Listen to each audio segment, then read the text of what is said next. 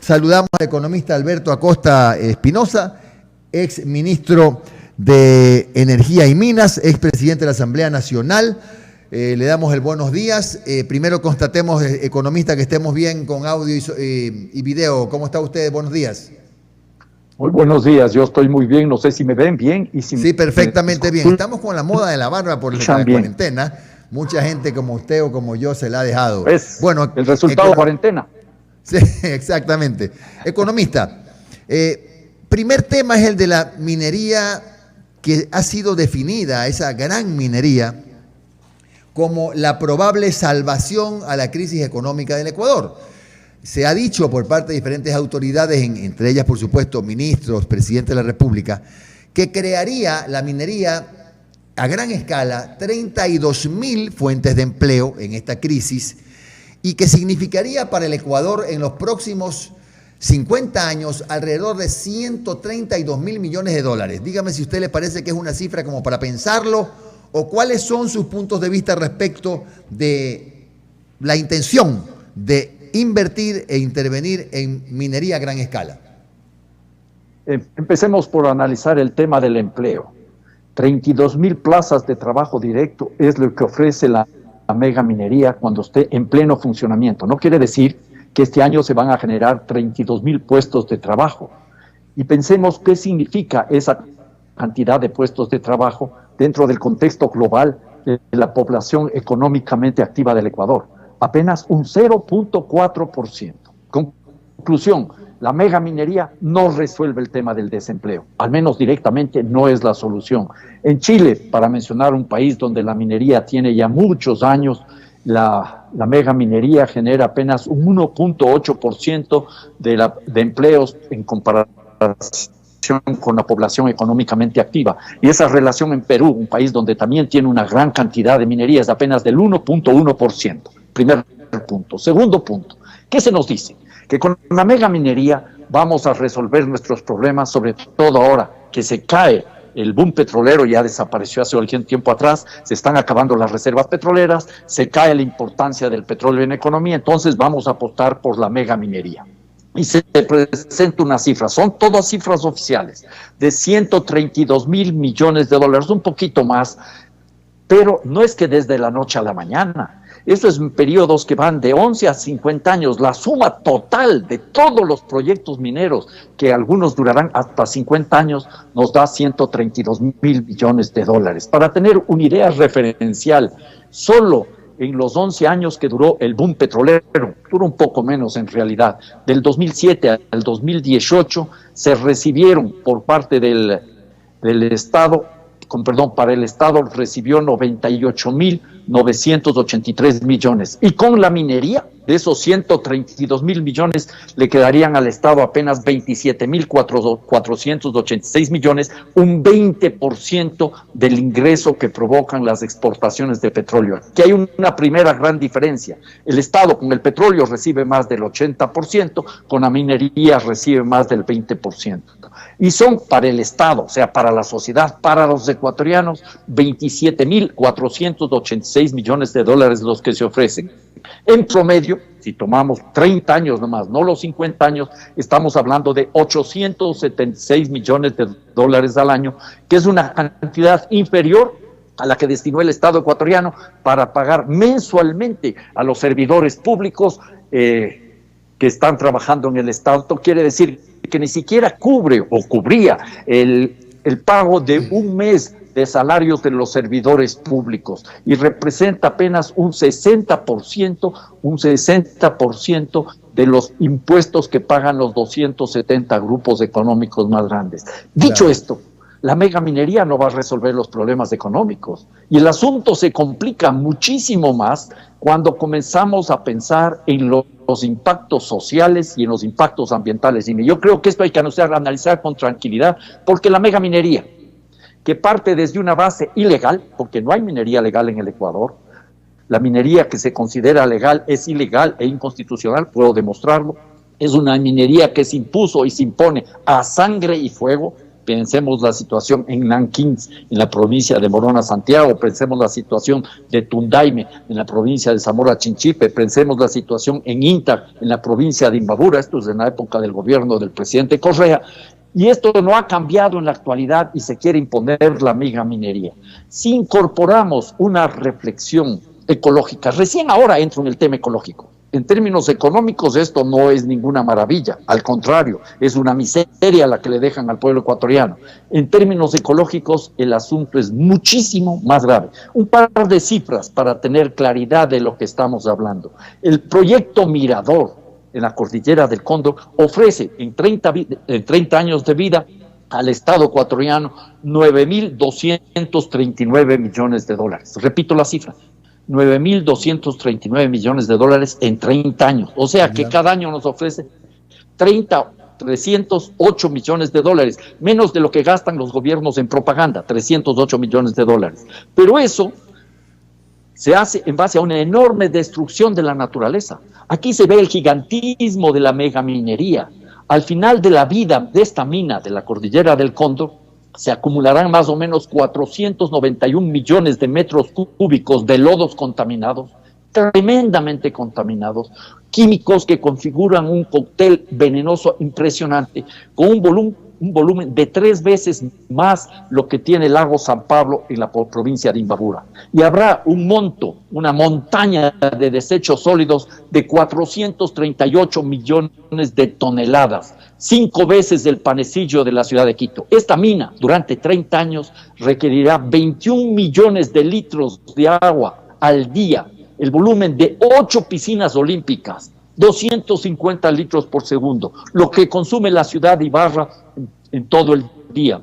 En ese escenario, si le ponemos nosotros un costo de remediación que no está calculado en los valores anteriores, de $2.88, que es un costo bien bajo, tendríamos un gasto de 1.800 millones, o sea que desaparece el beneficio. Claro, si ponemos un costo que es más aceptado de $5, estamos hablando de 3.500, y de $10 estamos hablando más de 6.000 millones de dólares. Mire, la megaminería en términos económicos es una gran estafa. Ya, ahora, economista, esto quiere decir, bueno, está claro que desde su punto de vista, muy respetable por supuesto, no hay plata que valga la pena como para castigar el medio ambiente, como para hacerle tanto daño al medio ambiente, a ningún precio, digámoslo así. Ese es su criterio. Ahora bien, ese es el escenario. El otro escenario es que, infortunadamente, como usted conoce, el Ecuador ha tenido un manejo bastante errático de su deuda externa. Recientemente nos desayunamos con la noticia de que pagó, en medio de la crisis económica, $1.000 millones para retirar 2.500 millones de dólares que había entregado como garantía solidaria en bonos. Esta operación, que recién fue detectada hace pocos días, es parte del manejo de la deuda externa. ¿Qué usted considera que fue esa una gestión importante? ¿Cómo evalúa usted, como economista, la forma como se ha manejado el tema de la deuda en el país? Bueno, antes de dar una respuesta, que la voy a atender sin lugar a dudas, al tema de la deuda externa, quisiera mencionar simplemente que todas las cifras utilizadas para el tema de la minería son oficiales. Vienen o del gobierno o de las empresas. No he utilizado ninguna otra evaluación. Yo tengo muchas dudas de esas cifras, pero trabajo siempre con cifras oficiales para que no haya la menor duda de que estamos buscando tratar la situación para que el pueblo ecuatoriano tome una decisión adecuada. Ahora, en el tema del manejo de la deuda externa, es indignante lo que está sucediendo. Esto es una situación que realmente no tiene explicación. Si hace pocas semanas, recuerdo, en plena cuarentena, reclamamos con fuerza que se hayan pagado 324 millones de capital de los bonos global a 20 años, y algo más que resultó a la final 342 millones porque habían incluido también una parte de los intereses. Ahora resulta que el gobierno nacional ha realizado una serie de operaciones especulativas que le están resultando costosísimas al país. El gobierno ecuatoriano colocó bonos por 500 millones de dólares en el año 2018 y entregó como garantía otros bonos ecuatorianos por 2.410 millones de dólares, creo que es la cifra exacta, bonos a 2020, 22, 23 y 22, 26 creo que son los bonos. Y esos bonos, que era una garantía enorme, luego se transforman cada vez en menos valor porque cae en la cotización de los bonos en el mercado financiero internacional y supuestamente habríamos sacado el beneficio de colocar esos bonos para obtener 500 millones de dólares a una tasa de interés del 6.5%, pero resulta que ha habido que ir apuntalando esas garantías y el saldo del país es tremendamente nocivo. Esto es una situación intolerable, indignante. No solo se resuelve con la salida del ministro Martínez, que es lo primero que debería haber hecho ya el presidente Moreno, porque el ministro Martínez ha causado ya suficientes destrozos al país, un endeudamiento externo irresponsable, redujo la inversión pública afectando la actividad económica. Él es el responsable, por ejemplo, de la menor inversión en salud, y este señor además le ha mentido al país permanentemente. Yo creo que no solo tiene que irse, sino que hay que dar un golpe de timón en el manejo económico. Y recomendaría, como una conclusión, la necesaria conformación de una nueva comisión de auditoría de la deuda externa para que analice todo lo que se hizo en el gobierno anterior, en el gobierno de Correa, y todo lo que se está haciendo en el gobierno de Moreno. Una comisión de auditoría ciudadana como se hizo en el año 2007-2008. ¿Usted cree, economista, no es que pongo palabras en su boca, pero por lo que escucho, que ha habido que los ministros que se han sucedido han trabajado un poco más para la especulación, para los tenedores de bonos, que para los intereses del país? Así de sensible el tema. Así de sencillo es el tema. O se trabaja a favor del país cuando se habla de deuda externa, o se trabaja a favor de los acreedores de la deuda externa. A mí me gustaría conocer, y ya, los nombres de quiénes son los tenedores de los bonos Global 2020, porque fueron personas privadas a las que se les pagó estos 342 millones de dólares. No nos olvidemos que esto sucedió en marzo, hace pocas semanas, en plena pandemia. Estábamos en cuarentena. La ministra de Salud renuncia, entre otras cosas, porque no había dinero para atender las demandas de la salud. Y no nos olvidemos que este gobierno del presidente Moreno recortó las inversiones en salud de una manera irresponsable. Yo diría que estas son cuestiones que tienen que quedar absolutamente aclaradas, y por eso insisto yo en una comisión de auditoría de la deuda externa que creo que nos resolvería muchos de los problemas y que por fin debería ser motivo para introducir una verdadera política de responsabilidad de quienes están al frente de los ministerios, del Ministerio de Finanzas, con el tema del endeudamiento público. ¿Integrada por quiénes, economista? La sociedad debería escoger.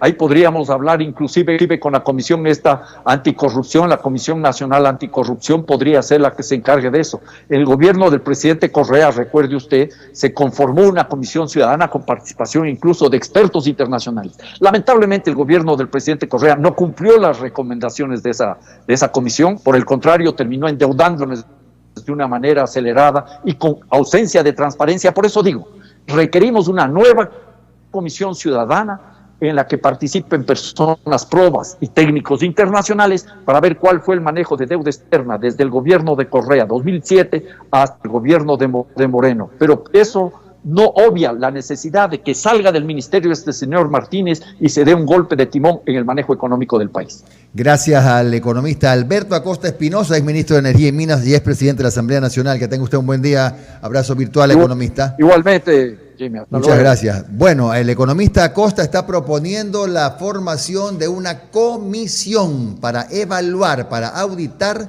el manejo de la deuda de los últimos años, desde el 2007 hasta la fecha.